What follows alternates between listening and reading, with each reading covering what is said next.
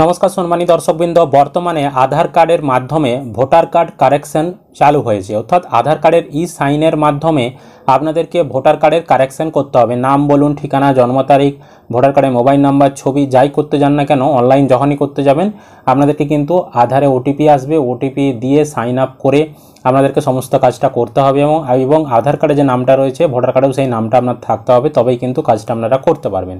তো এই সমস্ত কাজ কিভাবে অনলাইনে আপনারা ভোটার কার্ডে কারেকশন করবেন আধার কার্ডে ওটিপির মাধ্যমে, বিষয়টা আজকের ভিডিওতে দেখিয়ে দেবো স্টেপ বাই স্টেপ।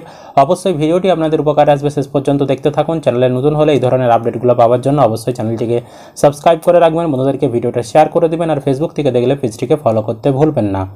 তো সবার প্রথমে আপনি যে কোনো একটা ব্রাউজার ওপেন করবেন, দিয়ে গুগলে আসবেন। গুগলে এসে আপনি সার্চ করবেন ভোটার্স, এই যে দেখতে পাচ্ছেন ভোটার্স, আমরা voters.eci লিখেছি, লিখে গুগলে সার্চ করেছি। তাহলে প্রথমেই দেখবেন একটি website election commission of India চলে আসছে, voters.eci.gov.in।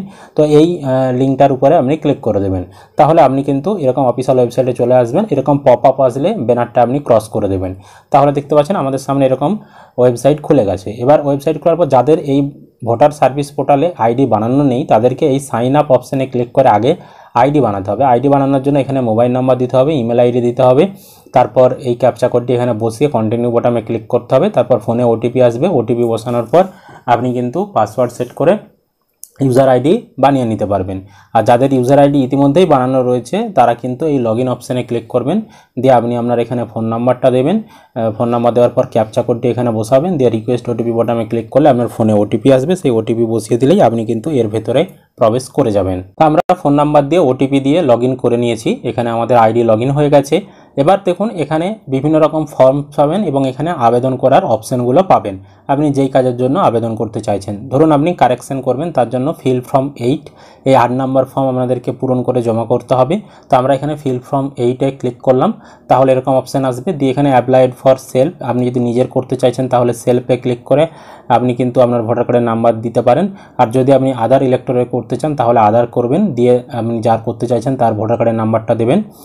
তারপর এখানে সাবমিট বোতামে ক্লিক করবেন। তো আমরা এখানে ভোটার কার্ডের নাম্বারটা বসিয়ে সাবমিট করছি, যার আমি কারেকশনটা করতে চাইছি। ভোটার কার্ডের নাম্বার বসিয়ে যখনই আপনি সাবমিট করবেন এখানে সেই ভোটার কার্ডটির সমস্ত তথ্য, নাম, সিরিয়াল নাম্বার, পার্ট নাম্বার আরে চলে আসবে। দিয়ে আপনি এটা মিলিয়ে নিলেন যে হ্যাঁ এই ব্যক্তিটারই আপনি কারেকশন করতে চাইছেন। দিয়ে নিচে ওকে বাটনটা পাবেন, ওকে বাটনে ক্লিক করবেন।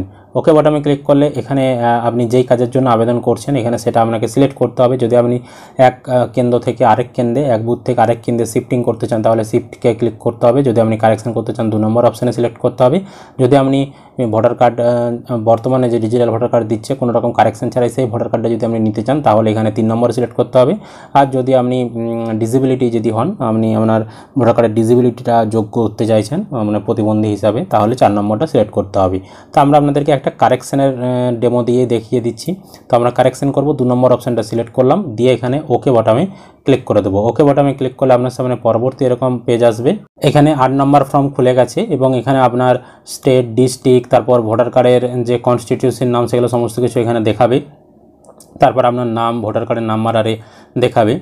এখান থেকে আপনার ফর্ম ফিল আপ শুরু হচ্ছে। আধার কার্ডের নাম্বার যেখান থেকে রয়েছে আধার ডিটেলস, আধার কার্ডের নাম্বার দেওয়ার জন্য আধার নাম্বার যেটা রয়েছে এখানে আপনাকে ঠিক চিহ্ন দিতে হবে। তো আমরা এখানে ঠিক চিহ্ন দিয়ে দিলাম। তারপর এখানে আপনার আধার কার্ডের নাম্বারটি এই ঘরের ভিতরে লিখতে হবে।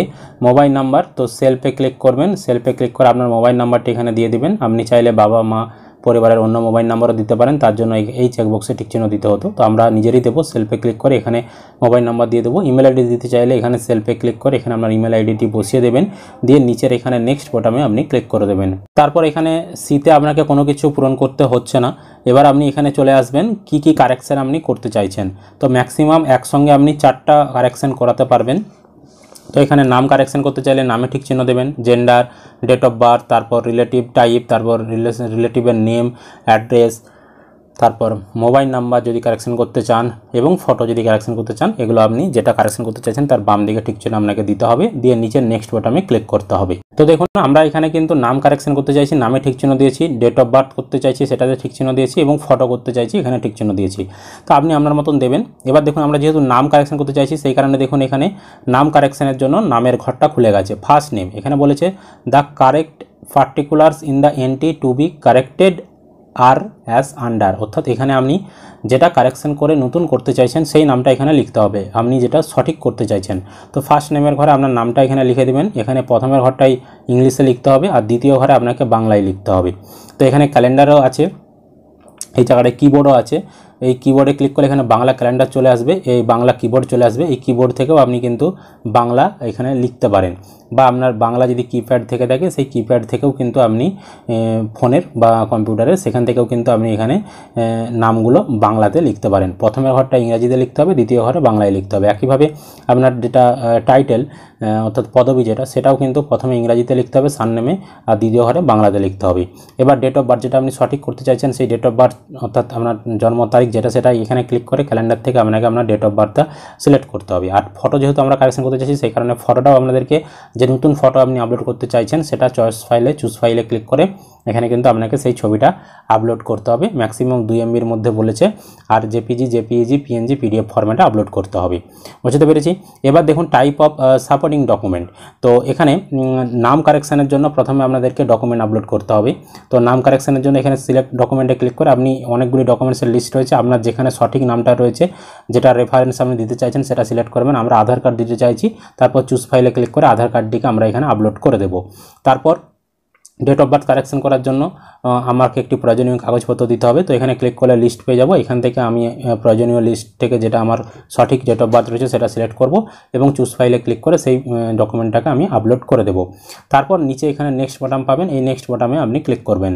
তারপর নিচে এখানে ডিতে ডিক্লারেশন আসবে, ডিক্লারেশনে এখানে যেদিন আবেদন করবেন সেদিনের তারিখটা থাকবে, আর প্লেসে এখানে আপনার ঠিকানাটা লিখে দেবেন, মানে আপনার গ্রামের নামটা আপনি লিখে দেবেন, বা যে আপনার যেখানে পৌরসভা বা শহর যেটা আপনার যেখানে স্থান সেই স্থানের নামটা লিখে দেবেন। দিয়ে নিচে এখানে নেক্সট বাটন পাবেন, নেক্সট বাটনে ক্লিক করার পর নিচে এখানে ই অপশন পাবেন। ইতে এবার দেখুন এখানে ক্যাপচা কোড দিতে বলেছে, এই ক্যাপচা কোডটি এখানে আপনি বসাবেন, দিয়ে প্রিভিউ অ্যান্ড সাবমিট বাটনে ক্লিক করবেন। তাহলে আপনি এতক্ষণ যা যা পূরণ করলেন আপনাকে সেগুলো একটু দেখাবে, আপনি মিলিয়ে নেবেন। আপনার সামনে ঠিক এই ধরনের একটি পিডিএফ চলে আসবে, এখানে যা যা পূরণ করছেন সমস্ত কিছু দেখাবে, আপনি একটু সমস্ত কিছু মিলিয়ে নেবেন ঠিকঠাক করেছেন কিনা। দিয়ে নিচে যদি কোনো ভুল ভ্রান্তি করে থাকেন তাহলে কিপ এডিটিংয়ে ক্লিক করে আপনি সেটা কারেকশন করতে পারেন। আর যদি দেখেন যে সব কিছু ঠিকঠাক রয়েছে তখন আপনি দেখুন ই সাইন অ্যান্ড সাবমিট বলে যে অপশানটা রয়েছে এই অপশানটা আপনাকে ক্লিক করতে হবে। এটা কিন্তু নতুন যুক্ত হয়েছে আধারের মাধ্যমে সাইন আপ করার, তো এই অপশানটা আপনি ক্লিক করবেন। তারপর আপনার সামনে এই ধরনের অপশন চলে আসবে, এখানে Aadhaar card, virtual ID, UID token, 3টা অপশন পাবেন। আধার কার্ড নাম্বারটা সিলেক্ট করবেন, দিয়ে এন্টার ইউর আধার নাম্বার, আপনার আধার কার্ডের নাম্বারটা এখানে বসাবেন।